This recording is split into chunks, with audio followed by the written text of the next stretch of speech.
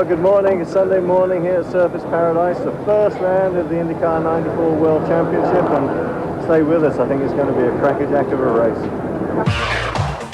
Last year, Nigel Mansell made history by winning his debut IndyCar race from pole position. The Australian win was the first of 5 victories in a momentous season for the Englishman. At Nazareth in September, he clinched the title to become IndyCar's first rookie champion. This season is going to be even more competitive. Mansell's championship defence starts here on the Gold Coast, but both he and the team know it'll be tougher than ever. There's no Red 5 this year, but some things never change. In qualifying, Nigel produced a stunning lap to put Red 1 on pole. 21 drivers broke last year's lap record, and pushing Nigel hardest of all, a man pleased to be back in the action. One of the sensations of qualifying was Michael Andretti, who's returned to IndyCars after a disastrous year in Formula One with the McLaren team. Michael, who drives the new Reynard car, literally flew in qualifying as he tried to chase Nigel Mansell. This place has been good to me in terms of giving me lap time and laps leading, but I just haven't been able to put it all together for the race, and hopefully we can do it on race day. Penske driver Emerson Fittipaldi, runner-up to Mansell in last year's championship, complained of a lack of torque in his Ilmore engine during the qualifying sessions. He will start today's race from the inside of row 2. It's a tough race, a long race, very bumpy track. Have to be strong on the gearbox, on the transmission, the suspension. We hit the curbs. We should be ready for the race. I'm looking for a good race. This year, Penske has formed a 3-car dream team and has drafted in 1990 IndyCar champion Al Unser Jr. to join Fittipaldi and Paul Tracy. Little Al is renowned for being a better racer than he is a qualifier, and he will start today from 5th on the grid. Well, it's going to be a tough race. I'm starting 5th, and so we're going to have to pass some cars in order to win the thing. And Nigel is, again, very, very quick. And so, we're just going to have to go out and do our best job to finish. These first races, the reliability is real critical, and so hopefully we'll be okay. Amazingly, there are 5 Reynards in the top 10, with Adrian Fernandez, the Mexican driver, in a stunning 4th spot, and Jacques Villeneuve, son of the legendary Gilles, the Ferrari driver, in 7th spot. Of the Lola runners, apart from Nigel, the only other one in the top 10 is Robbie Gordon, who starts in 9th place on the grid. Don't forget, he finished 3rd here last year. This is a track that suits my driving style. You got walls, and you got to be quick reflexes, and and you really got to get the car to work well. So looks like we're doing a decent job this weekend. That hot lap by Mansell in qualifying left him clear of Michael Andretti and lowered his own track record by almost 4 seconds. Quite a lap, wasn't it, Nigel? It was quick. I can guarantee it was quick. It was a scintillating lap, and it just shows the great work that the Newman Haas team has done over the winter. Temperature's rising now, Nigel. What kind of race do you think we're going to look forward to today? Well, I think we're going to look forward to hopefully a dry race, but a very warm one. The thing that's worrying us a little bit, if you sort of have a look at the flags a little later, is the wind blowing down the straight. We've got a problem with the top gear. We don't know whether to go a little longer to be safe, because if the wind drops, we could pick up 400 revs, and that's a bit of a problem to gear the car at the moment. Well, Nigel, we know you're very busy. Thank you very much for talking to us. Okay. Have a good afternoon. Stay with us and enjoy it. But the weather didn't improve. In fact, the wind got up, and heavy rain just before the scheduled start time led to a red flag and a lengthy delay as the drivers returned to the pits to change to wet weather tyres. More than one change was necessary, however, as the showers came and went, and it was nearly an hour and a half later when a further attempt to start was made. That too ended in chaos, as Guy Hobbs and Bob Jenkins describe. And the green flag is out. Here we go. The race is finally on. No, we are yellow. Yellow flag. The start was waved off. It looked like Nigel Mansell had too much of a lead on Michael Andretti as they came over the start-finish line, and they decided that it wasn't clean enough for a start. Now, we had some controversy last year with the start in Detroit, where Emerson Fittipaldi was eventually... Oh, and a big pileup involving, what, 5 cars? Ribs, Robbie Buell. Raul Boisel was involved. Well, that's terrible news for him. Zampedri is there in the 50 car. And the last car, it's not Gary Brabham, is it? No, I think that's Scott Sharp. 5 cars pile up here when the race is under caution. It looks to me... from that view, that maybe Raul Boesel came out of the corner, got on the power because he thought the flag was being dropped. Here it is again. And let's see if we can tell you exactly what happens. The cars were coming off the chicane onto the main straightaway, and some kind of looks like Zampedri maybe ran into the side of Boesel, spinning him around. Chaos then on the opening lap, and there was more where that came from. 3/4 of an hour later, they lined up and tried again.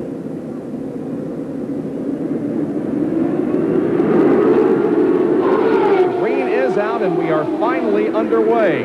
And Mansell does jump to the start as Michael Andretti falls in behind him, and the rest of the field comes through the first chicane. Let's see if there were any incidents here. Looks like Scott Goodyear may have got hooked up just a little bit as he had the inside line on that apex, but a crowd of cars coming down on him.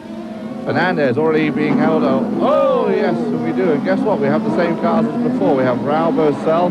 We also have Davy Jones in the Copenhagen AJ Foy car. They're going to have another yellow, and they aren't going to get this race started. There's Matsushita, who has been involved in that incident. And the Paul Tracy car is against the tire barrier. And I thought maybe it was going to be a situation. Oh, here they come to the pits, too. Just look at that. And they're coming in to change tires, obviously. Now, they had a local yellow. It's not a full course yellow flag, as far as I know. I think maybe it is. I think I see the yellow flag waving from the starter stand. In any case, here comes the field in for a pit stop, and they're changing to the slick tires. They have had enough of the wet tires just in the first lap. And looks like Michael's going to get out first as everybody came in. Michael is out first, and here comes Nigel Mansell, Mario Andretti behind him coming in to make his stop. So these two will keep the lead. And who is that coming out? Oh, looks like Fittipaldi was able to get out ahead of Nigel Mansell. Let's take a look and see what happened, as once again it appears as if Zampedri went to the inside, hit Boesel, who in turn hit Mario Andretti, who continued, however he was involved, and then behind a car up on another one, that is Dobson, who is up on Matsushita. Here we go. Green flag is out, and Michael Andretti with a big jump over Emerson Fittipaldi as they head for the chicane once again. Now Mo begins to close in just a little bit. Nigel Mansell runs his car up on the rumble strips, and Robbie Gordon back there in fourth position is keeping up with the three ahead of him. Yeah, the lead four, then there's a bit of a gap back to Alonso Jr., and behind Alonso Jr. comes Mauricio Gugelmin. And the sun glistens brightly now off of these cars as nice weather has fallen upon us. Look at Robbie Gordon. He made the move, a nice move, outbreaking Nigel Mansell. And Mansell, as he did last year, falls back to fourth position here in the early going from his pole-sitting position. And Robbie Gordon made that move on what was called Mansell Corner, because that's where Nigel made all his moves last year. So a wonderful move by Robbie Gordon, although he did lock up that left front, which doesn't look like his flat spot of the tire at all, but he did lock it up for quite a little bit there. But obviously he felt he got the room, and he put a nice maneuver in. As we see a replay once again, Robbie Gordon on the inside. Nigel Mansell starts to turn in. He's on the racing line, but Gordon is already down the inside of him. Little puff of smoke from the tire, and a nice maneuver by Robbie Gordon in the Walker Motorsports number 9 Valvoline sponsored car. 25-year-old is certainly an aggressive driver. Look out, here is a pass. Nigel comes right alongside him and tries to make the move. Boy, they're running wheel to wheel down through here. Let's see who breaks first. Mansell succeeds in making the pass. Wow. Great pass, and there you can see how equal these cars are as they ran down that straightaway. I mean, barely a fraction of little extra speed carried out of the corner by Nigel Mansell, which allowed him to make the move. But you can see how the power and the horsepower and the pop-off valves really help to keep these cars fairly equal. Emerson Fittipaldi in the Marlboro number 2 and Nigel Mansell in the Kmart number 1. The leader of the race is Michael Andretti, and he has continued to stretch out his advantage over Emerson Fittipaldi in the last few laps. Michael Andretti took the lead before the end of the first lap and has held it all the way so far, as now Mansell begins to put a serious challenge on Mo, and he's going to get him under braking again. A nice move by Nigel Mansell, and he goes to second. Yeah, Mansell, I think, in those few laps before that, the first 10 laps, have backed off a little bit, said, okay, I'll let the race come to me, or worry about pit stops and stuff. But every time he's gone round, he's getting radio reports at how much Michael Andretti is pulling away. And Nigel's really got the bit between his teeth now, as he is able to get by Robbie Gordon, blow him away, and then come up alongside Emerson Fittipaldi and make the move at will as they go around that turn, under braking into the left-hander. And he has now firmly got his sights set on Michael Andretti, who The difficult conditions here at Surfers Paradise led to a further series of incidents. Robbie Gordon crashed out, his car catching fire as he hit the wall. Robbie was unhurt, but out of the race. Then Mark Smith and Alessandro Zampedri also went out in spectacular fashion. After 20 minutes under yellow, a restart was imminent. With the weather remaining changeable, most drivers decided to remain on slicks, but wet weather was not far away. Getting set for a restart, pace car pulling off of the racetrack as the field now begins to come through the final chicane and gain a little bit of momentum toward the green flag. Michael Andretti wiping the visor. It's obviously very wet out there. Now Nigel Mansell pulling up nearly beside Michael Andretti, so as if to indicate, here I am, and please be aware that here I come. Yeah, that I could very well. Because they're on slicks. Oh, and Mansell spins it. And that was going to allow Emma and Faber to get by, and now he's not going to be able to spin it back around till that field goes by, so that's going to put Nigel Mansell right to the back of the pack. And a superb, huge lead for Michael Andretti. And a very uncharacteristic move by Nigel Mansell. You just do not see that. Well, you know what you're going to see now, though, is one kick of the charge from the back as he tries to make his way back up into that lead pack. And now Michael Andretti will see as he gets sideways, he's going to clip the wall too, and he hasn't damaged the car, but he has put the tires out in the middle of the track, and he is able to keep going. He's going to lose a lot of time. And Emmo is having some trouble keeping control. It is very slick out there, and everybody would be wise just to hold their position, go as slowly as they can. Oh, we got an incident at the back there too. I think someone made contact with those tires.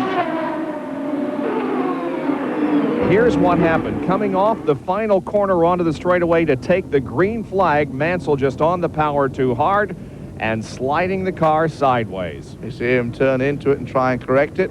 He locked him up a little bit, then he lets go of the brakes to try and get it back around. And that's Emerson Fittipaldi, who's trying to decide which way he should go to avoid Nigel, and he chooses the right way. There's no contact between the two. Oh, and a crash here. Jacques Villeneuve involved. And Villeneuve goes down the escape road, gets the car stopped before hitting those tire barriers down there, but it's going to be an exit for Villeneuve. Nigel goes down the inside of Scott Goodyear, the number 40 King Motorsports entry, and is able to make that move. He's in 10th position. And working hard to get points for the season, because only just over halfway through this race, and Nigel could still win it. I mean, things we've seen today, anything could happen. Nothing is impossible, at least with Nigel and here, because we have seen just about everything you can imagine in this race so far. Now he's right up underneath the wing of the Brazilian Mauricio Guzman in the number 88, which is basically a team car to Michael Andretti, who is leading. Fernandez smoked the tires there again. I thought he was going to crash, but didn't. Scared me. And there's Mike Groff locking him up again. And Nigel comes down the inside of Mauricio Guzman to pick up that position too. So a nice overtaking maneuver there. He also locked them up a little bit. Nothing too serious. Really, unless there's flames coming out the back of the tires and about 30 feet of smoke, then it's not too serious as far as Nigel's concerned. Mansell will give it everything he's got, regardless of where he's running and regardless of whether he's in contention or just battling for another spot.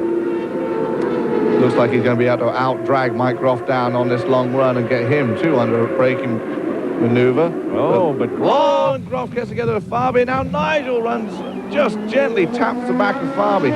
Shouldn't have done any damage, but boy, oh boy, now we see Groff pull off. He's got some damage there on the front of the car. Wow, I mean, what a race today. We've seen pushing and nudging and getting together in wet and dry conditions. Just incredible. And besides that, we started off with a, 2-hour delay because of rain. Here it is once again. Now, that's Groff moving alongside Fabi, making contact with him, getting the car sideways, and Nigel has to slam on the brakes. I don't know whether he had contact with the back of Fabi's car or not. I don't believe he did, but boy, it was close. Groff did a great job, too, of getting it all locked up and smoke coming out of everywhere, but then right just before the corner, before it was too late to make the turn, he let off the brakes, turned in, and got around the turn successfully and is able to continue, although it's obviously costing a lot of time and a lot of tire wear. Here's the out-of-race list, and it continues to grow. Ray Hall and Boycell were the first out. Lyondike followed. Robbie Gordon crashed, so did Mark Smith. Zampedri crashed. And Jacques Villeneuve is the most recent to drop out of competition. He, too, in a crash. And here is Nigel going to the inside of Teo Fabi and passing him. Fabi is in his backup car. Remember, he crashed here yesterday afternoon and destroyed his primary car. They've been doing an extensive amount of testing in preseason at Big Springs, Texas, and they have been doing so at record speed. But it did not carry over here at Surfers Paradise, as Fabi has had some problems during the weekend. Started this race in 11th position. And look at the distance Nigel's been able to put between himself and Fabi already. And how many times have we seen that? The picture of Nigel, this picture right here, going down the inside on a left-hander, locking up that left front. How many times in this race, this year and last year, have we seen that? It's just phenomenal how he's able to just continually play that same maneuver over and over again, and it works every single time for him. And there is the separation between first and second, and now second and third. As you saw, Michael Andretti with nearly a full straightaway, front straightaway lead over this car. Emerson Fittipaldi, the Marlboro Penske #2, and the #6 Kmart Texaco Haviland, driven by Mario Andretti. 7 cars on the lead lap.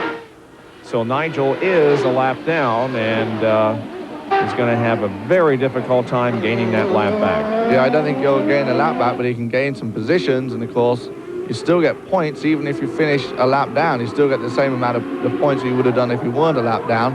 In his case now, running the last 20 or so laps till the end, pick up as many points as he can.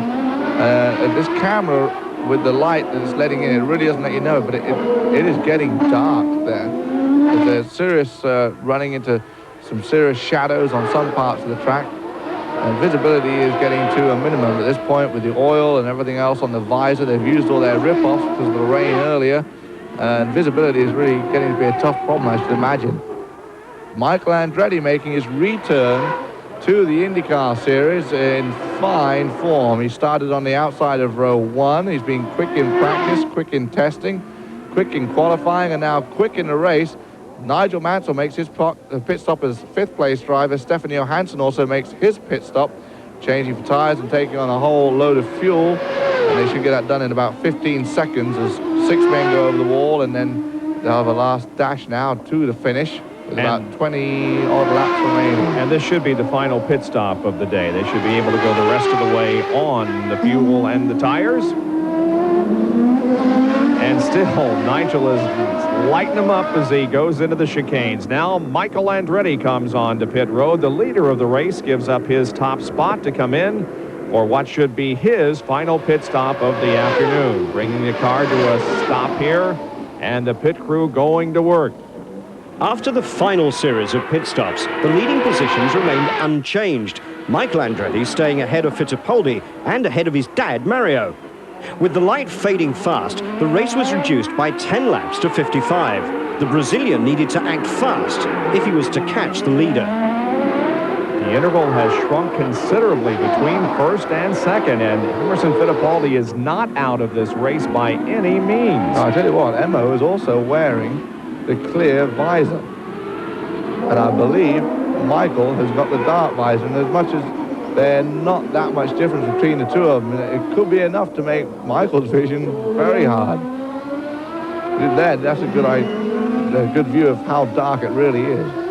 Well, Michael continues to lead the race, and it will be halted 10 laps short of its scheduled distance because of darkness, and so Michael only has a few more laps to hang on. Oh, look how close Emma is, and Fabi is holding up Michael. Yes, indeed. Terribly. We could have a race after all. Michael just cannot seem to get around Teo Fabi, and while he is having difficulty doing so, there he does. And now he puts Fabi between himself and Emerson Fittipaldi, so that could play to Michael's advantage.